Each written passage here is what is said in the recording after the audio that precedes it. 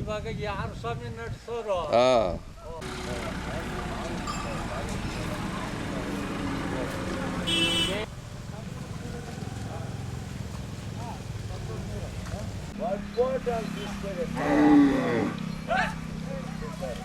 ವೆಂಕಟಣ್ಣಪ್ಪ ನಮ್ಮ ಹೆಸರು. ಹೊಸಕೋಟೆ ತಾಲೂಕು ಹರಪನಹಳ್ಳಿ ಗ್ರಾಮ. ಜಾತ್ರೆ ಚಿಕ್ಕರಾಜ ಜಾತ್ರೆ, ಆಮೇಲೆ ಘಾಟಿ ಉಪ್ಪಾರಳ್ಳಿ ಆದಮೇಲೆ ಘಾಟಿ ಆದಮೇಲೆ ಸಪ್ಲಂಪರ್ಸೆ ಯಾವ ನಡೀತದೆ? ಅದು ಉಣ್ಣೆವುಕ. ಆಮೇಲೆ ಪೌರ್ಣಮಿಗೆ ಚಿತ್ರಾವತಿ. ಇನ್ನು ಎಷ್ಟು ದಿನ ಇದೆ ಚಿತ್ರಾವತಿ? ಇನ್ನೊಂದು ತಿಂಗಳ ಇದೆಯಾ?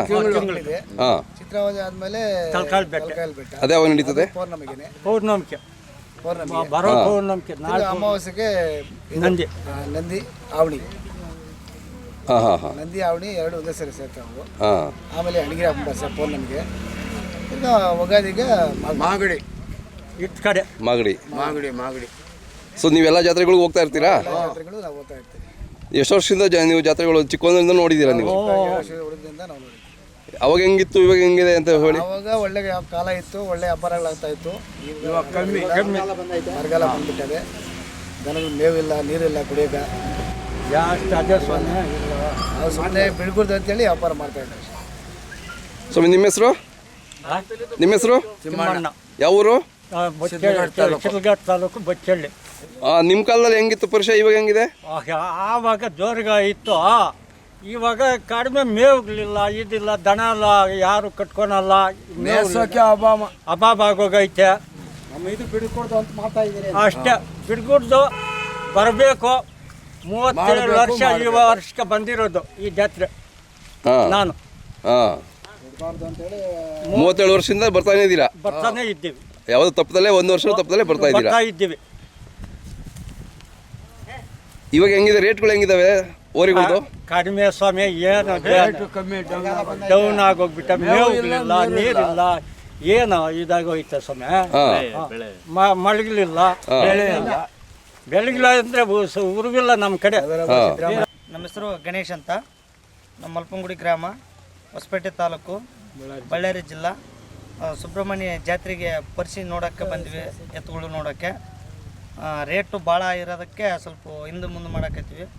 ಲಕ್ಷಣಗಟ್ಟಲೆ ಇರೋದಕ್ಕೆ ಇವು ಮಳೆ ಇಲ್ಲ, ಏನಿಲ್ಲ. ಇಂಥ ಒಂದು ಅಭಾವ ಕಾಲದಲ್ಲಿ ಮೇವಿನ ನೀರಿಂದು ಭಾಳ ತೊಂದರೆ ಇದೆ ಎಲ್ಲ ರೈತರಿಗೆ. ನೀವು ಕೊಂಡ್ಕೊಂಡು ಹೋಗ್ಬೇಕು ಅಂತ ಬಂದಿದ್ರ ಇಲ್ಲಿಗೆ? ಕೊಂಡ್ಕೊಂಡು ಹೋಗಕ್ಕಾಗೆ ಬಂದಿದ್ದೀವಿ. ಹಳ್ಳಿಕಾರ ತಳಿಗಳು ಹಳ್ಳಿಕಾರ. ನಿಮ್ಮ ಕಡೆ ಕಿಲ್ಲರಿ ಇದಾವಲ್ವಾ? ಕಿಲ್ಲರಿ ಅದು. ಅವು ತಗೊಂಡು ಇದಾಗಿ ತಗೊಂಡು ಹೋಗ್ತೀರಾ ನೀವು ಇಲ್ಲಿಂದ? ಉಳುಮೆ ಮಾಡಕ್ಕೆ ಅವು ಚೆನ್ನಾಗಿದೆ, ಇದು ಚೆನ್ನಾಗಿದೆಯಾ? ಹಳ್ಳಿಕಾರ ಚೆನ್ನಾಗಿದೆ? ಇದೆ ಚೆನ್ನಾಗಿದೆ. ಹಳ್ಳಿಕಾರ ಚೆನ್ನಾಗಿದೆ ಕಿಲಾರಿಗಿಂತ.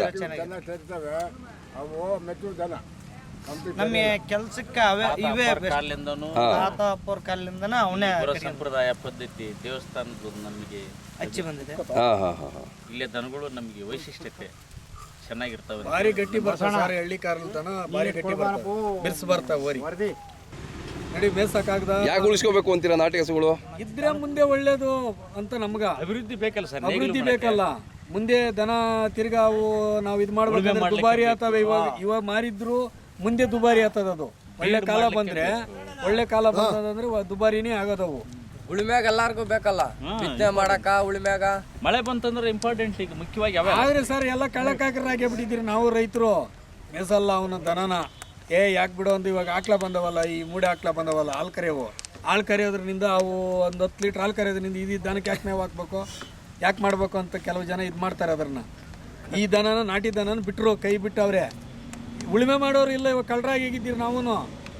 ಎಲ್ಲ ಟ್ರಾಕ್ಟರ್ ಬಂದು ಟ್ರಾಕ್ಟರ್ ತಗೊಂಡು ಹೋಗೋದು, ಸಮಯ ಹಂಗೆ ಕೆಲಸ ಮಾಡ್ಕೊತಾರೆ, ಬರ್ತಾರೆ, ಬಿತ್ತನೆ ಮಾಡ್ಕೊಂಬರ್ತಾರೆ. ಎತ್ತೇನು ಅಂದರೆ ಕುಂಟೆ ಪಂಟೆ ಹೊಡ್ಯೋಕೆ, ರೆಂಟೆ ಹೊಡೆಯೋದಾಗ ಸ್ವಲ್ಪ ಬೇಕಷ್ಟೇ, ಅರ್ಗಾಕಷ್ಟೇ ಅವು. ಅಣ್ಣ ಈಗ ಟ್ಯಾಕ್ಟ್ರಿ ಬರಲಿ ಮತ್ತಿದ್ರೆ ಯಾವುದೇ ಬರಲಿ ಬಂದರೂ ಕೂಡ ಇವು ಮುಖ್ಯ ಅವಶ್ಯಕತೆ ಮೂಲ ಏನೈತಲ್ಲ ಅದು ಇನ್ನು ಮುಂದೆ ಕೂಡ ಅಳವಡಿಸ್ಕೊಂತೈತಿ. ಕಂಪಲ್ಸರಿ ಇದು ಬೇಕೇ ಬೇಕು ದನ. ಇದು ಎಷ್ಟು ಲಕ್ಷ ಕೊಟ್ಟು ಟ್ಯಾಕ್ಟ್ರಿ ತಂದ್ರು ಕೂಡ ಉಪಯೋಗ ಇಲ್ಲ. ಇವು ನಮ್ಮ ಹಳ್ಳಿಕಾರ ಸಂಪ್ರದಾಯ ಪದ್ಧತಿ ಏನಿದೆ ಅಲ್ಲ, ಟ್ಯಾಕ್ಟ್ರ್ ಹೋಗಿ ಅದು ಒಳಗಡೆ ಮುರಿ ಹೊಡ್ಯೋಕ್ಕಾಗೋದಿಲ್ಲ, ಗುಂಗುಂಟಿ ಹೊಡ್ಯೋಕ್ಕಾಗೋದಿಲ್ಲ, ನೇಗಿಲು ಹೊಡ್ಯೋಕ್ಕಾಗೋದಿಲ್ಲ. ಇವು ಉಳಿಬೇಕು, ಮುಂದೆ ಅಭಿವೃದ್ಧಿ ಆಗಬೇಕು, ಬೆಳಿಬೇಕು. ಇವೇ ನಮಗೆ ರೈತನಿಗೆ ದೇಶದ ಬೆನ್ನೆಲುಬು. ದೇಶವನ್ನು ಕಾಪಾಡುತ್ತ ಇರ್ತಕ್ಕಂಥ ಒಂದು ಹಳ್ಳಿಕಾರುಗಳೇನಿದ್ದಾವೆ ಈ ಒಂದು ಓರಿಗಳು ನಮಗೆ ಇಂಪಾರ್ಟೆಂಟು, ಇವು ನಮಗೆ ಇರಬೇಕು. ಇದಕ್ಕೆ ಎಲ್ಲರೂ ಪ್ರೋತ್ಸಾಹ ಕೊಡಬೇಕು. ಇವನ್ನ ದಯವಿಟ್ಟು ರೈತರಲ್ಲಿ ವಿನಂತಿಸ್ಕೊಳ್ಳೋದೇನೆಂದರೆ, ಯಾವುದೇ ರೀತಿಯಾಗಿ ಇವನ್ನ ಈ ವರ್ಷ ಮೇವಿಲ್ಲ, ನೀರಿಲ್ಲ, ದನ ಕರುಗಳಿಗೆಲ್ಲ ನಮಗೆ ತಾಪತ್ರ ಆಗ್ತೈತೆ ಅಂತೇಳಿ ಇವನ್ನ ಕಳ್ಕೊಂಡ್ರೆ ಮುಂದಿನ ದಿನಗಳಲ್ಲಿ ನಮಗೆ ಭಾಳ ಗಂಭೀರವಾದಂಥ ಪರಿಸ್ಥಿತಿ ಒದಗಿ ಬರ್ತೈತೆ ಅಂತೇಳಿ ನಮ್ಮ ರೈತರಲ್ಲಿ ನಾವು ಮನವಿ ಮಾಡಿಕೊಳ್ತಿದ್ವಿ.